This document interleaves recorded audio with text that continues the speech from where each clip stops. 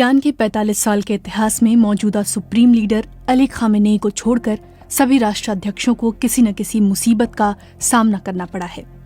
या तो वो सत्ता में रहते हुए मर गए या उन्हें राजनीतिक रूप से निशाना बनाया गया। कई तो राष्ट्रपति बनने के बाद दोबारा चुनाव लड़ने से बेदखल कर दिए गए। मोहम्मद अली रज़ई के बाद इब्राहिम रईसी दूसरे ऐसे राष्ट्रपति हैं जिनका कार्यकाल किसी घातक दुर्घटना के कारण समाप्त हुआ है। एक नजर डालते हैं 1979 की इस्लामिक क्रांति के बाद से अब तक ईरान के शासकों और उनके राजनीतिक करियर के अंत पर। 1979 में इस्लामिक क्रांति के बाद सरकार के पहले अस्थायी प्रधानमंत्री मेहदी बज़ारगान को पहले दिन से ही कुछ शिकायतें थीं। वो अपने पद के लिए अधिक शक्तियां चाहते थे।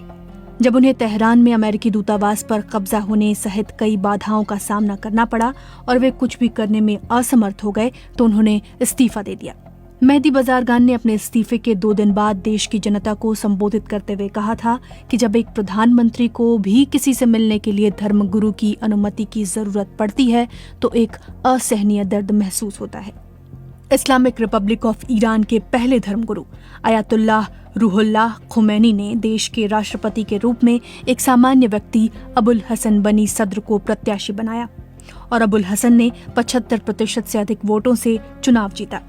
अबुल हसन बनी सद्र और ईरानी मजलिस में बहुमत वाले इस्लामिक रिपब्लिक पार्टी के बीच संघर्ष के कारण आखिरकार उनकी बर्खास्तगी हुई।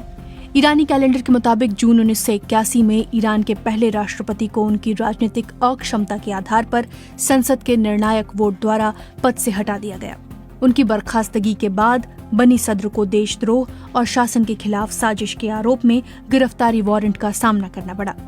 वो फ्रांस भाग गए और अपने जीवन का बाकी वक्त वहीं बिताया।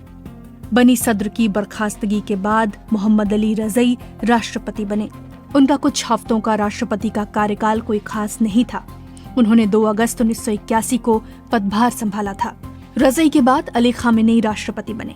खामेनेई अली अकबर विलायती को अपना प्रधानमंत्री बनाना चाहते थे, लेकिन संसद में विलायती विश्वास मत हासिल नहीं कर पाए। आखिरकार उन्हें अपनी इच्छा के खिलाफ मीर हुसैन मौसवी का नाम संसद में आगे करना पड़ा। उनके तनावपूर्ण रिश्तों के कारण मीर हुसैन मौसवी को इस्तीफा देना पड़ा था। 1980 के दशक में खामेनेई के नेतृत्व में संविधान के संशोधन के बाद प्रधानमंत्री का पद खत्म कर दिया गया।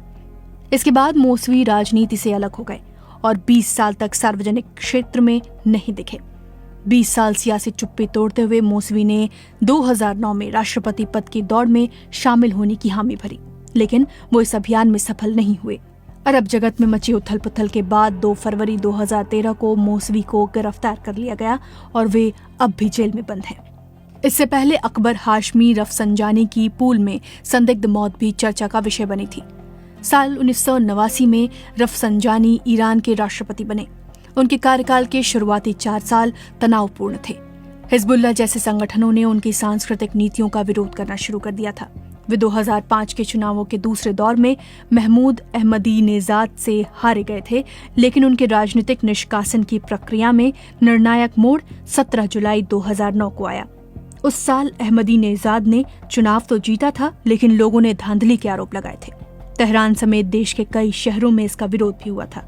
8 जनवरी 2017 को स्विमिंग पूल में नहाते हुए उनकी मौत हो गई।